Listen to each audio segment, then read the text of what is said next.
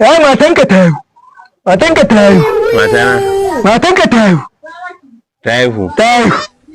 Jiya ne fa aka yi auren fa. Kace Jiya. miya. Ba miya bane ta haihu ne ce ta haihu. Ta sauka lafiya. Ta sauka lafiya. Yaran ka guda biyu. Wasu na kamar ka irin daren ku ɗaya. Jiya fa aka yi auren. Kace Jiya. kana magana ƙasa kana da murya. Jiya. Miya. Kana ta miya. An yi abincin suna dole sai ka je. Wallahi sai kai.